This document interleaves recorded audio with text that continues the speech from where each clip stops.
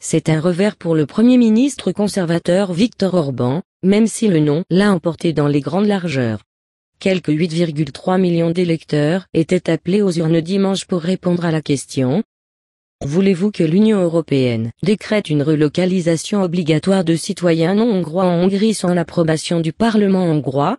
La gauche et l'extrême droite demandent à Orban de démissionner. Après dépouillement de 99,8% des suffrages, le camp du non recueille 98,3%. Avec seulement 39,9% de suffrages exprimés par rapport au nombre d'inscrits. Ce taux invalide la consultation, pour laquelle le nombre de votes exprimés devait représenter au moins 50% des inscrits. L'opposition et les ONG de défense des droits de l'homme avaient appelé au boycott ou au vote nul. Bruxelles ne pourra pas imposer sa volonté, anticipant depuis quelques jours une possible victoire contrariée par l'abstention. Viktor Orban n'a cessé d'insister sur le fait que la priorité était le pourcentage atteint par le non.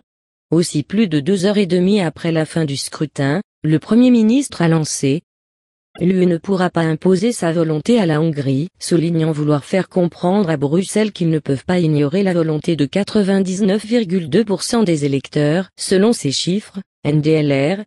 Il souligne par ailleurs que le nombre d'électeurs qui ont voté non dimanche, 3,29 millions sur 8,24 millions d'inscrits, était supérieur aux quelques 3,05 millions d'électeurs qui en 2003 avaient avalisé l'adhésion de la Hongrie à l'UE. Dans une tribune publiée samedi et destinée à mobiliser le camp du non, le Premier ministre, qui n'a cessé de mener une campagne xénophobe, a estimé que les Hongrois avaient le devoir de l'aider à combattre les décisions de l'élite à Bruxelles. Avec le référendum, nous pouvons envoyer un message à chaque Européen, leur dire que cela dépend de nous, les citoyens européens, de ramener l'UE à la raison. Ou de la laisser se désintégrer, a-t-il souligné. En 2015, 400 000 candidats à l'asile en Europe ont transité par la Hongrie, la plupart avant l'installation de clôtures barbelées le long des frontières serbes et croates. La Hongrie est censée accueillir au moins 1294 migrants en vertu du plan européen de répartition de 160 000 demandeurs d'asile adopté il y a un an. Celui-ci est toutefois largement resté lettre morte. Seuls quelques milliers de personnes ayant été relocalisées. L'extrême droite et la gauche appellent Orban à la démission. Le Premier ministre, dont la popularité restait très élevée dans les sondages, pourrait faire face à des appels à la démission si le taux de participation est insuffisant pour que le scrutin soit valide, estimait le politologue Andra Bironagi.